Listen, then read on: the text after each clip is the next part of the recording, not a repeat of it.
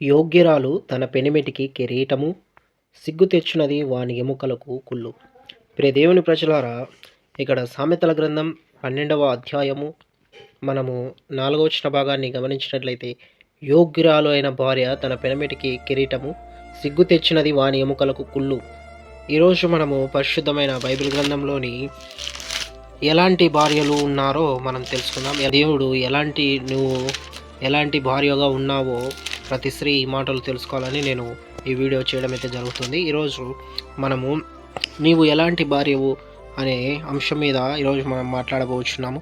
ప్రియ దేవుని ప్రజలారా, దేవుని యొక్క మాటలు వీడియోని దయచేసి జాగ్రత్తగా చివరి వరకు విని మీరు జ్ఞానాన్ని పొందుకోగలరని, ఈ యొక్క క్వాలిటీస్ కలిగి స్త్రీలైన మీరు జీవించాలని నేను ఆశపడుచున్నాను.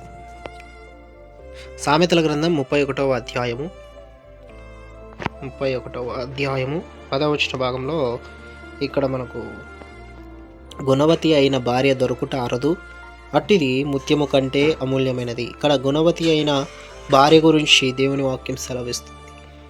గుణవతి అయిన భార్య ముత్యము కన్నా అమూల్యమైనదని దేవుని వాక్యం సెలవిస్తుంది. గుణవతి అయిన భార్యగా మీరు జీవించాలి. అప్పుడు దేవుడు తన మాటల ప్రకారంగా మీరు అమూల్యంగా ఈ భూమి మీద ఉన్నన్నాళ్ళు ఎంచబెడతారని దేవుని వాక్యం సెలవిస్తుంది.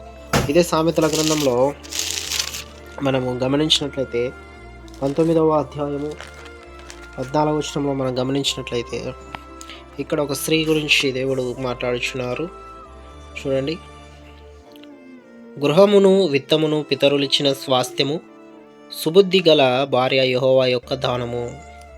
ఇక్కడ సుబుద్ధి కలిగిన భార్య గురించి దేవుని వాక్యం సెలవిస్తుంది.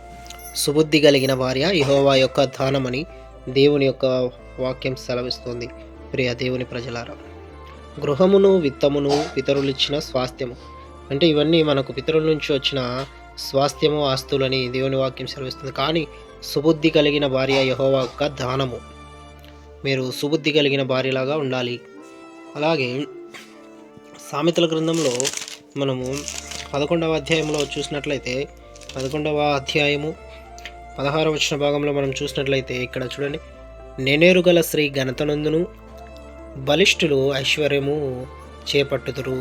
ఇక్కడ నెనేరు గల స్త్రీ గురించి దేవుడు తను ఘనత నొందుతుందని దేవుని వాక్యం సెలవిస్తుంది. నెనేరు గల స్త్రీలాగా కూడా మీరు జీవించాలి.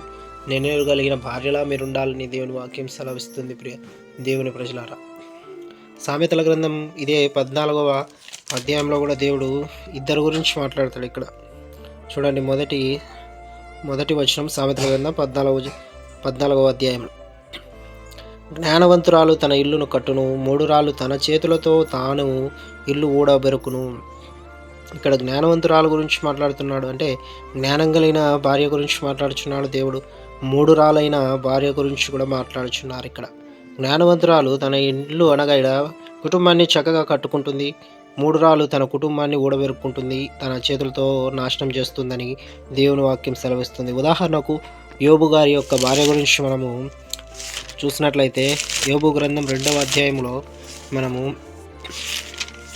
దేవుని వాక్యము ఇక్కడ యోబు గారు అంటారు తన భార్యతో 2వ అధ్యాయంలో చూడండి, 2వ అధ్యాయం 9-10 వచన భాగాన్ని మనం గమనించినట్లయితే ఇక్కడ తన భార్యను మూర్ఖురాలుగా ఇక్కడ యోబు అనడం మీరు గమనించవచ్చు. చూడండి, అతని భార్య వచ్చి, నీవు ఇంకను యథార్థతను వదలక ఎందువా, దేవుని దూషించి మరణము కమ్మనెను, అందుకతడు మూర్ఖురాలు మాట్లాడునట్లు నీవు మాట్లాడుచున్నావు.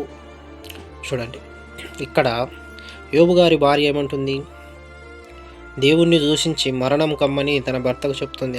అప్పుడు ఆయన యోబు గారు, నువ్వు మూర్ఖురాలు మాట్లాడుచున్నావు అంటే ఇక్కడ మూర్ఖురాలు ఏం చెప్తుంది, భర్తను మరణం కమ్మని చెప్తుంది. మూర్ఖురాలైన భార్య వలన, మూర్ఖురాలైన స్త్రీ వలన మరణం వస్తుందని దేవుని వాక్యం సెలవిస్తుంది. ప్రియ దేవుని ప్రజలారా, మూఢురాలు తన చేతులతో ఇల్లు కూడా నాశనం చేసుకుంది. ఇక్కడ ఇల్లు అంటే తన బ్రతుకు, తన కుటుంబాన్ని కూడా నాశనం చేస్తుందని ఇక్కడ మూఢురాలైన భార్య గురించి దేవుని మాటలు కూడా సెలవిస్తున్నాయి. 14లో జ్ఞానవంతురాలైన 14వ అధ్యాయం 1వ వచనంలో జ్ఞానవంతురాలైన స్త్రీ గురించి కూడా దేవుని వాక్యం సెలవిస్తుంది. చివరిగా మనము సామెతల గ్రంథం 27వ అధ్యాయము 15వ వచనాన్ని గమనించినట్లయితే ఇక్కడ మనము గయ్యాలి అయిన భార్య గురించి మాట్లాడుచున్నాడు దేవుడు. ముసురు దినమున ఎడదెగక కారు నీళ్లును గయ్యాలి అయిన భార్యయు సమానము. అంటే ఇక్కడ ముసురు దినం అంటే చెడ్డ దినంలో ఎప్పుడు మనం ఏడుస్తూ ఉంటాం, ఎవరైనా చనిపోయినప్పుడు కానీ బాధలు. ఆ విధంగా గయ్యాలైన భార్య ఉంటే ఎప్పుడు మనకు కన్నీళ్ళే అని దేవుని వాక్యంలో దేవుడు గయ్యాలైన భార్య గురించి మాట్లాడుచున్నాడు. ఈ రీతిగా ఎలాంటి భార్యలుగా ఉన్నారో మీరు ఒకసారి ఆలోచించుకోండి. దేవుని వాక్యంతో మిమ్మల్ని మీరు సరి చేసుకోమని నేను ఈ వీడియో అయితే చేస్తున్నాను. ప్రతి స్త్రీ కూడా తన భర్తకు యోగ్యురాలైన భార్యగా ఉండాలి, గుణవతైన భార్యగా ఉండాలి, సుబుద్ధి కలిగిన భార్యగా ఉండాలి, జ్ఞానవంతురాలైన భార్యగా ఉండాలి, గయ్యాలైన భార్యగా ఉండకూడదు, మూర్ఖురాలైన భార్యగా ఉండకూడదని నేను మనవి చేస్తున్నాను.